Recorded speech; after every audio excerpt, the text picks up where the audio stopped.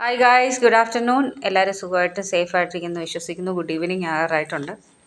അപ്പം ഞാൻ കഴിഞ്ഞ ദിവസമേ ബ്രാഞ്ച് നമ്മുടെ SBIയുടെ ബ്രാഞ്ച് മാറുന്നതിന് ന്യൂ അക്കൗണ്ടിനെ സംബന്ധമായിട്ട് ഒരു വീഡിയോ ഇട്ടിട്ടുണ്ടായിരുന്നു.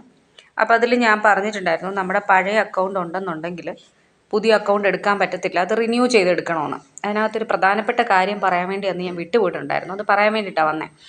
ഇപ്പോൾ SBIയിൽ അക്കൗണ്ട് ഉണ്ട് എന്നുണ്ടെങ്കിൽ അതൊരു 2 years ആയിട്ട് ആക്റ്റീവ് അല്ല എന്നുണ്ടെങ്കിൽ നമുക്ക് വേറെ എവിടെയെങ്കിലും നമ്മുടെ ബ്രാഞ്ചിൽ തന്നെ പോയിട്ട് അത് ശരിയാക്കേണ്ടി വരും.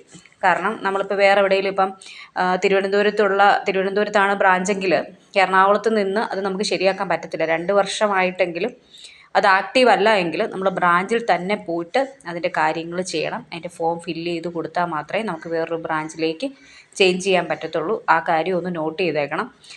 അപ്പം എൻ്റെ അക്കൗണ്ട് ആക്റ്റീവ് ആകാൻ കാരണം എന്നാന്ന് ചോദിച്ചു കഴിഞ്ഞാൽ 2 വർഷമായിട്ട് ഞാൻ ഇടയ്ക്ക് ചെറിയ ട്രാൻസാക്ഷൻസൊക്കെ അതിനകത്ത് നടത്തിയിട്ടുണ്ടായിരുന്നു. അപ്പോൾ എൻ്റെ അക്കൗണ്ട് ഓൾറെഡി ആക്റ്റീവായിരുന്നു. അപ്പോൾ നമ്മൾ ആദ്യം അക്കൗണ്ട് എടുക്കാൻ പോകുന്നതിന് മുമ്പ് നമ്മൾ SBI ചെന്നിട്ട് ഇപ്പം നമ്മുടെ പഴയ അക്കൗണ്ട് ഉണ്ട് എന്നുണ്ടെങ്കിൽ അത് റിന്യൂ ചെയ്യുന്നതിന് മുമ്പ് അവരോട് ചോദിക്കണം, ഇത് ആക്റ്റീവ് ആണോ, ഇപ്പോൾ അത് ആക്റ്റീവ് ആണോ എന്ന് ആദ്യം അറിഞ്ഞതിന് ശേഷം മാത്രമേ അതിൻ്റെ അടുത്ത പ്രൊസീജിയർ ചെയ്യാവൂ. അപ്പോൾ എല്ലാവർക്കും ഉപകാരപ്രദമാകുമെന്ന് വിശ്വസിക്കുന്നു.